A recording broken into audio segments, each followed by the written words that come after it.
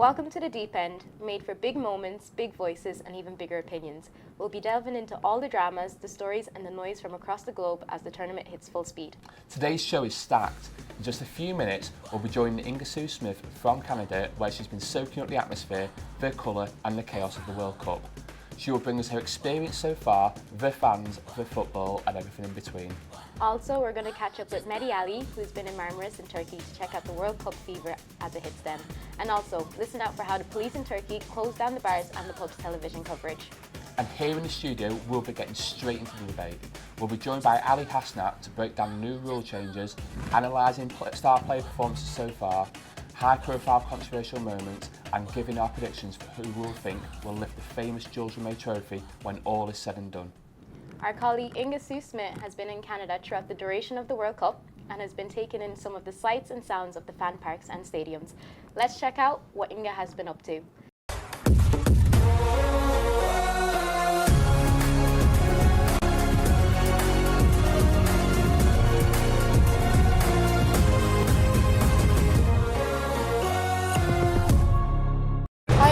Today I'm at BC Place in Vancouver for the FIFA World Cup game between New Zealand and Belgium. I'll be speaking to fans to find out what makes this World Cup special, how it compares to the previous tournament, and whether attending the tournament has become more expensive for the supporters. Let's go!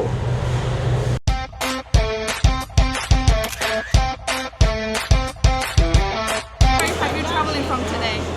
I'm Belgium. I'm traveling from Belgium, but I'm coming from Los Angeles, where I attended the last game. This atmosphere today is good. It's good. I think it's an atmosphere when Belgium wins, so I think we are going to win the game. How is this World Cup being more expensive than you expected? Actually, it's not more expensive for me. I paid my ticket $60 because I'm in the fan that travel all the time, so we could get some tickets quite cheaper than others. I think that's everything outside the stadium, the food and so on. But yeah. Can you use one word to describe World Cup? Just one word. World Cup, it's magic. It's yeah. magic, yeah.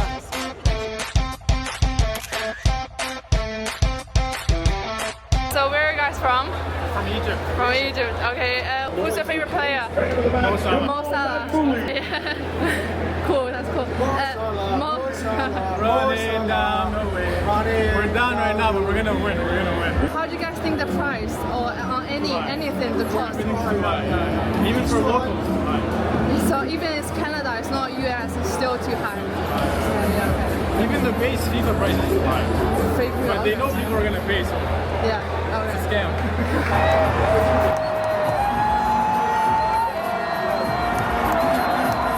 And another one of our colleagues, Mehdi Ali, has been in Marmaris, Turkey for the past week, and he's been soaking up the atmosphere and visited the pubs where fans can gather.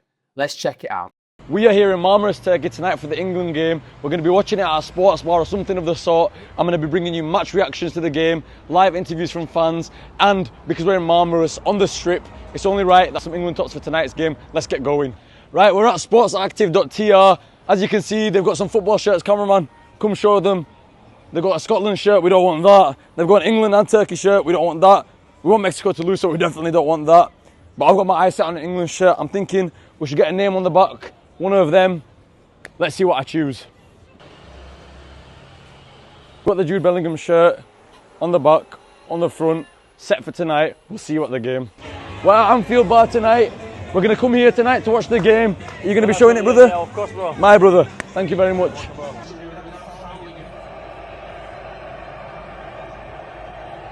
Police are shut it fully down.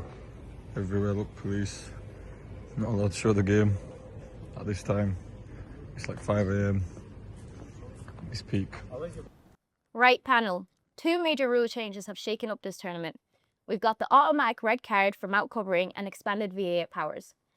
The mouth covering rule? Automatic red card? Is that protecting transparency or policing emotion? Do you know what? I think it is too much. I know of one sort of like red card for Vinicius, the one incident that happened. I just think it needs a bit more thought on it because if there's because the players at the end of the match when they're talking to each other, they're covering their mouths in front of the camera, right? Yeah. They're always doing it, so they're like having a private conversation. So where's the middle ground between that and then in the middle of the match? I think it goes deeper than that though. I think they're over officiating the game. They want to just give cards out for anything. Like I do understand what's caused it in previous incidents with the Benfica and Vinicius game, as you mentioned, but I think they're just trying to over officiate the game a bit too much. I think this might be the only time all three of us can agree completely on one thing, that it's absolutely over policing humans' emotions, the players' emotions, Yes. managers, whatever it may be. Players are always talking. It doesn't matter whether they have their mouth covered or not. We can't just assume that someone is guilty just because we can't see what they're doing. You know what I mean? I think it's interesting because that Benfica player you're referring to with Cristiani. yes.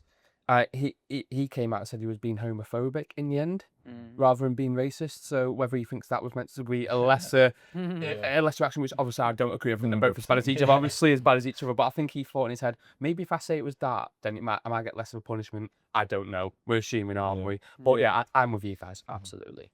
VAR now has new powers to intervene in any potential red card incident. Has this improved fairness or just slowed down the game even more? For me personally, I watched most of the games so far this World Cup, and I haven't actually noticed that, to be fair, specifically. I have noticed VAR in some parts of the game, like now they can get involved if the referee wrongfully gives a corner or a goal kick, they can change that. But in terms of any red card incident, I don't think I've actually noticed it that much, where they're changing yellow cards to red cards or red cards to yellow cards. Just the only game I can recall is Qatar against Canada, when it was a last man, it got changed to a free kick and a red card, but we've seen that in the Prem before. Yeah, we said before off air about these sort of things. It's over refereeing, right? Don't think it's over refereeing the game and taking too much away from emotion, like Ali, you've said before. What do you think, Ali? I think the frozen frames, when the referee walks over and he's being shown a frozen frame and then he's looking at a 2-second, 3-second clip where it almost feels like the VAR is trying to influence his decision by showing him just a specific angle or a frame rather than showing the full story.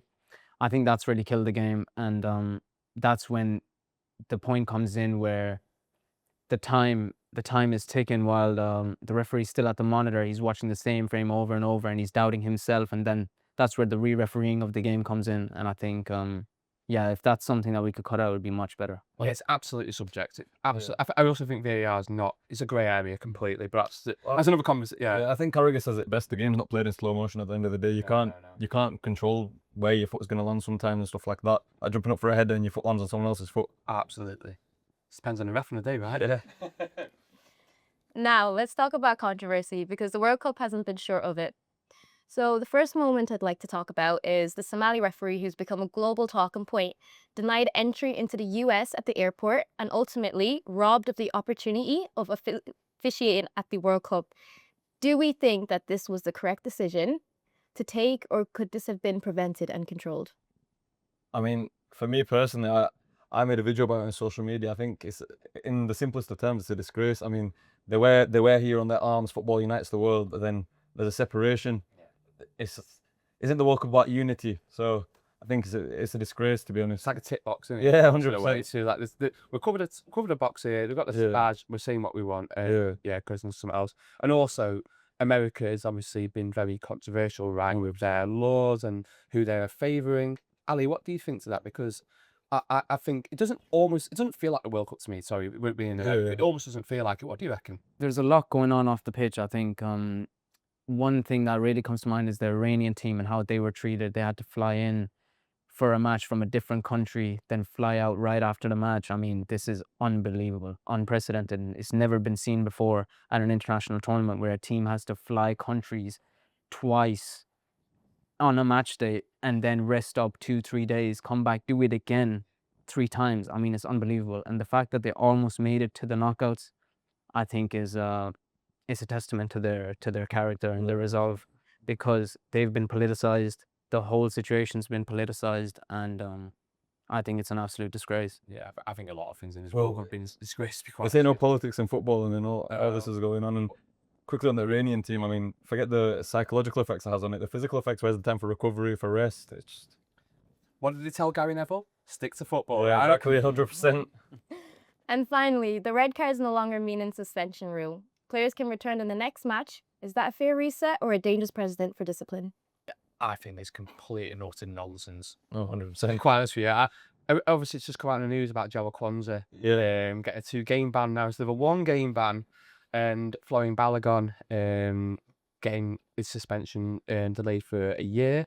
Guys, what we were saying, Well, that's just ridiculous, isn't it? Well, it brings you to question the precedent that it's set now, and it happened with Ronaldo when he got sent off. Was it against Ireland, I believe? Yeah. And he just went and had a meeting with Trump and thingy and said, "Oh, sound," and they only suspended the red card instead of carrying it out because he's meant to miss the first 2 games of this World Cup. And like you said, with the Balogun thing, Trump's called Infantino and got it taken away. It's a joke. Could you imagine if Prince William rang up, head of the FA, rang up Infantino and said, "We want that red card delayed for a year. Ali, come on." The precedent's being set. I mean, it's unbelievable. It's never been seen before in football, international tournament, even I would say other sports. I mean, if a player is suspended for a game because of his behavior, then he's suspended. Like, there's no going back.